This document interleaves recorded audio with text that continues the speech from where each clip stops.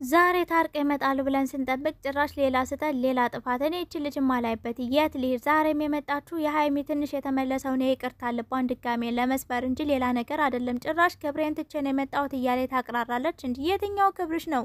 ክብርሽን እኮ አልጋ ላይ ሰው ቤት ሄደሽ ለዛውም ደግሞ ጓደኛዬ ነው ለጓደኛዬ ስል ነው ያደረግኩት ትላለች እኮ ማለት ዛሬስ መጣ ምንድነው ያደረገችው ነገር? ጭራሽ ሀይሚና ቡራንን ከማቀጣጠል በስተቀር ሀይሚ ተጎድታለች፣ ከፍቷታል፣ ደብሯታል።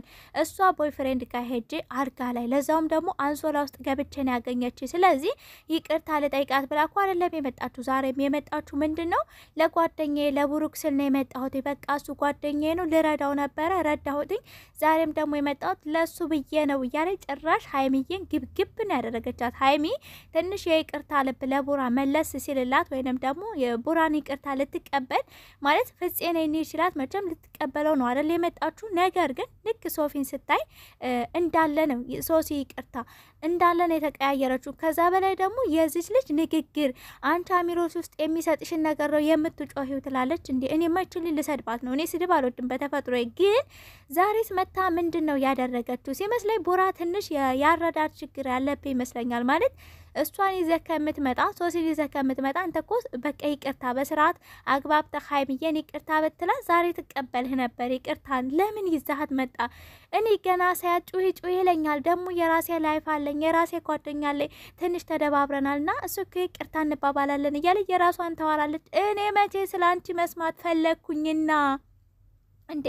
በመጀመሪያ ደረጃ እዚህ ጋር ሀይሚዬ ደብሯታል ከምታስቡት በላይ ማለት ነው። እንዴት ሴት ሆነሽ በሴት ላይ በእኔ ላይ እንደዚህ ትቀልጃለሽ? ለዛውም ደግሞ አልጋ አንሶላ ለብሰሽ አልጋው ላይ ነው ያገኘውሽ። ጭራሽ ልብስሽን ከላይ አውልቀሽ ነበረ። ሲቀጥል ደግሞ ፎቶ በጣም ረብሾኛል እያለች ነው ሀይሚዬ። እውነቷን እኮ ነው ይረብሻል ፎቶ። የምሬን ነው ምላችሁ ቤተሰቦቼ።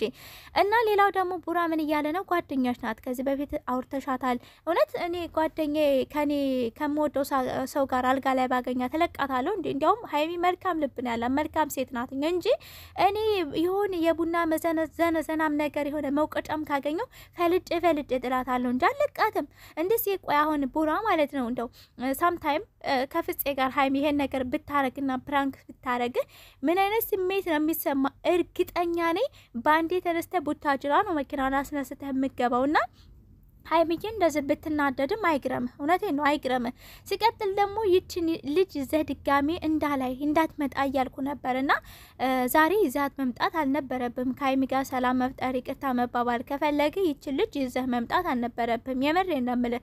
ሲመስለኝ ቡራ ንጹህ ስለሆነ ልቡ ቀጥታ ነው የሚያስበው፣ በተዘዋዋሪ አያስብም። ለዛም ይመስለኛል አሁን በቃ እኔም ይቅርታ ጠይቃታለሁ ይቺ ሶሲም ይቅርታ ጠይቃታለች ብሎ ነው ይዟት የመጣውኝ እና ግን እንደዛ ነበር መሆን የለ መጀመሪያ ሀይሚዬን በደንብ ይቅርታ ጠይቃታለህ። በነገራችን ላይ ያው ቡራ ምን እያለ ነው? ፕራንክ ነው በቃ ፕራንክ ነው ስንልሽ ስሚን ተረጂን ፕራንክ መሆኑን ተቀበይ ያለ ነው ሀይሚን እንትን እያላት ያለው። ሀይሚዬ ደግሞ ያ ነገር ሳይሆን ያበሳጫት ከዚህ ልጅ ጋራ ከዚህ በፊትም የሆነ ያው ታውቃላችሁ የሆነ ኬዝ አለ ማለት አይተናል።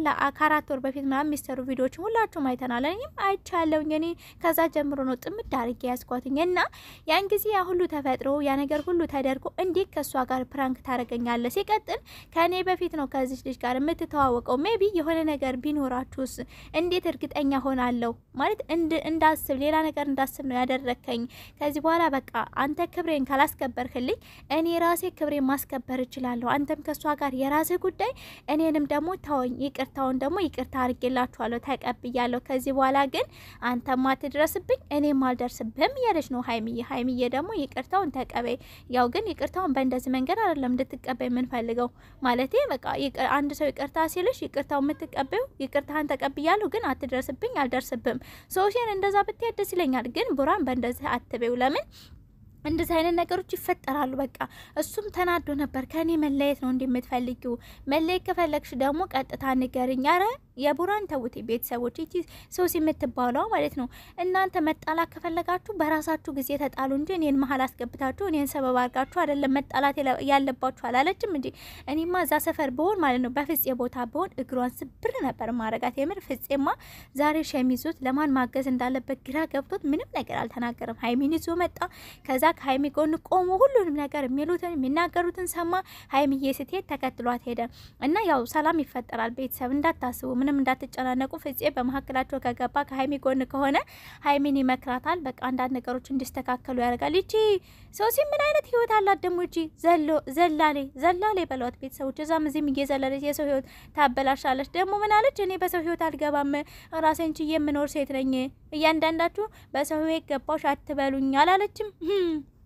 አዎ ይችን ለኛ እናቴ በደንብ ነው የምናውቀው። በተለይ ደግሞ ወንድ ሆናችሁ የሴት ጓደኛ፣ ሴት ሆናችሁ ደግሞ የወንድ ጓደኛ ስላችሁ ፍቅረኛ ባል ካላችሁ በኋላ የሴት ጓደኛ ፔስ ፍሬንድ አያስፈልግም፣ የወንድም ፔስ ፍሬንድ ወይንም ጓደኛ አያስፈልግም።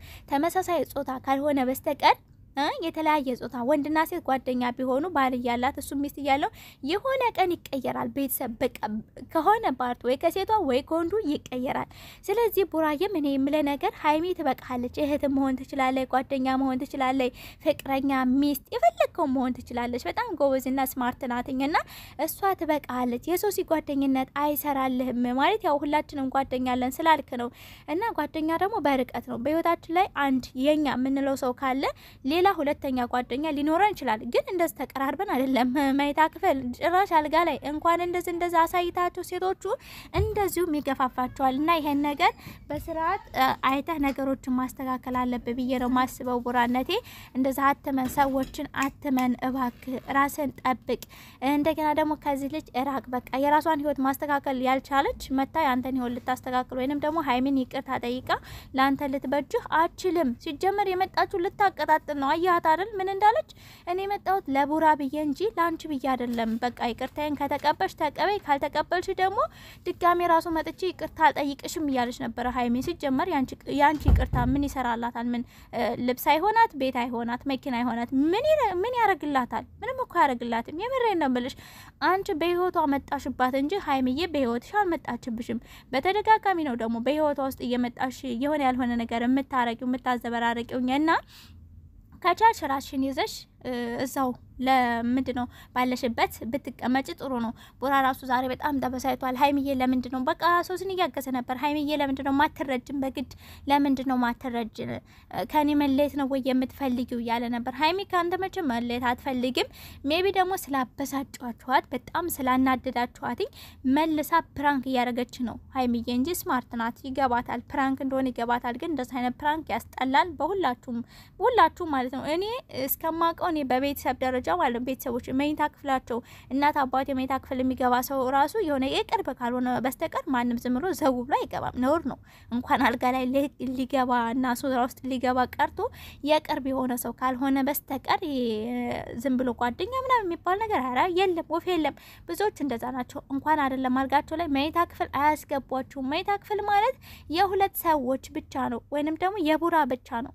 መግባት ካለባት ደግሞ ሀይሚ ናት ገብታ ልታስተካክልም ወይንም ልትቀመጥ የምትችለው ሚስት እስከሆነች ማነው ሚስቱ እስከምትሆን ድረስ። ሚስቱ ከሆነች በኋላ ደግሞ እሷ ናት እንጂ ሌላ ሰው መግባት አይችልም በፍጹም። ይሄንን አስረግጬ ለምነግር ቡራነት እንዳይከፋ እንዳይደብር ወንድሜ። ሀይሚዬም አይዞሽ ይቅርታውን ተቀበይ እህት አለም እያልኩ ቤተሰቦቼ ባባይ